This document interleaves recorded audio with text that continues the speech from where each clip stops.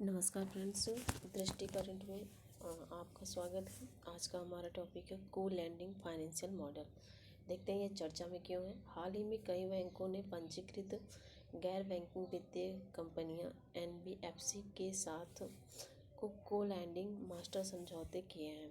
वर्ष 2020 में भारतीय रिजर्व बैंक आरबीआई ने एक पूर्व समझौते के आधार पर को लैंडिंग मॉडल की अनुमति दी थी।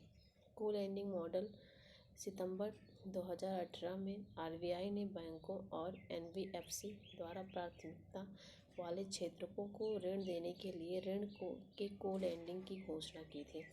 इस व्यवस्था में क्रेडिट का संयुक्त योगदान और जोखिमों तथा प्रतिफलों को साझा करना शामिल था।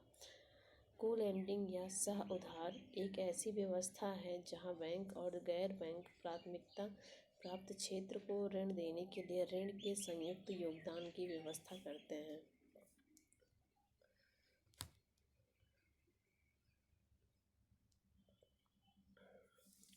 इन दिशा निर्देशों को वर्ष 2020 में संशोधित किया गया और हाउसिंग फाइनेंस कंपनियों द्वारा मॉडल में कुछ बदलावों को शामिल करके को लैंडिंग मॉडल CLM के रूप में पुनः नाम दिया गया। प्राथमिकता क्षेत्रों के मानदंडों के तहत बैंकों को अपने फंड का एक विशेष हिस्सा समाज के कमजोर वर्गों, कृषि, MSME और सामाजिक बुनियादी ढांचे जैसे निर्दिष्ट क्षेत्रों को उधार देना अनिवार्य है। उद्देश्य को लैंडिंग मॉडल CLM का प्राथमिक उद्देश्य अर्थव्यवस्था के असममित और कम सेवा वाले क्षेत्र को ऋण के प्रवाह में सुधार करना है।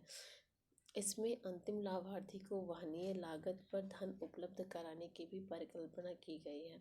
अंतर्निहित या आधारभूत विचार CLM एक सहयोगी प्रयास में बैंकों और एनबीएफसी के संबंधित तुलनात्मक लाभों का बेहतर लाभ उठाने का प्रयास करता है। बैंकों से धन की कम लागत, एनबीएफसी की अधिक पहुंच। उदाहरण के लिए CLM अंततः वित्तीय संवर्धन के माध्यम से MSMEs के लिए वित्तीय समावेशन को बढ़ावा देगा। CLM का उदाहरण, देश के सबसे बड़े ऋणदाता SBI ने किसानों को ट्रैक्टर और कृषि उपकरण खरीदने में मदद करने हेतु को लैंडिंग या सह उधार देने के लिए एक बड़े कॉरपोरेट घराने की एक छोटी एनबीएफसी अडानी कैपिटल के साथ एक समझौते पर हस्ताक्षर किए। को लैंडिंग में जोखिम, अधिकांश जिम्मेदारी बैंक के पास है। CLM के तहत एनबीएफसीज को अपने खातों में व्यक्तिगत ऋण का कम से कम 20% हिस्सा रखना आवश्यक है। इसका मतलब है 80% जोखिम बैंकों को होगा, जो डिफ़ॉल्ट के मामले में सर्वाधिक जिम्मेदार होगा। वास्तव में जहां बैंकों द्वारा ऋण का बड़ा हिस्सा वितरित किया जाता है, वहां एनबीएफसी द्वारा उधारकर्ता का निर्णय किया जाता है।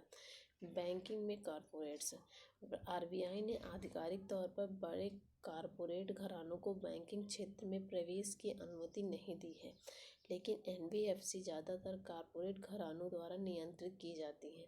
यह जोखिम भरा है, खासकर जब 4 बड़ी निजी वित्त कंपनियां ILNFS, DHFL, SREI और रिलायंस कैपिटल आरबीआई द्वारा कड़ी निगरानी के बावजूद पिछले 3 वर्षों में बर्बाद हो गई हैं।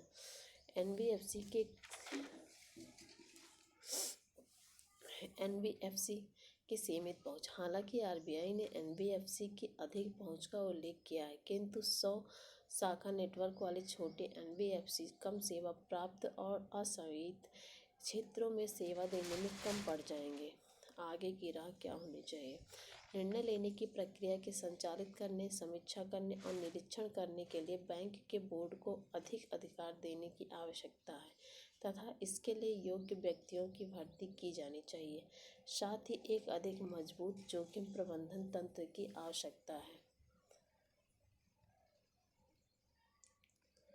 अब विदेशी बाजारों में प्रवेश करने की और उपयुक्त व्यावसायिक नीतियां वैश्विक स्थान और इन बैंकों द्वारा लक्षित उत्पाद के संदर्भ में स्थापित करने की जरूरत है, जो इन बैंकों की दक्षता तथा उनके वैश्विक समकक्षों के साथ प्रतिस्पर्धा को बढ़ाने में मदद करेगी।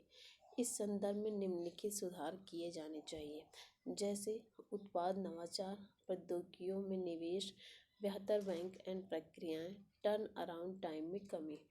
इससे रिलेटेड जब आपका क्वेश्चन बन सकता है, भारतीय बैंकिंग प्रणाली में विभिन्न बैंकों द्वारा पंजीकृत गैर बैंकिंग वित्तीय कंपनियां एनबीएफसी के साथ किया गया सह उधार मास्टर समझौता भारतीय अर्थव्यवस्था के असेवित एवं कर सेवा वाले क्षेत्र में ऋण के प्रवाह में सहायक साबित होगा। टिप्पणी कीजिए। आज के लिए इतना ही। धन्यवाद। अगर वीडियो अच्छा लगा हो तो लाइक, सब्सक्राइब और शेयर करें। Thank you.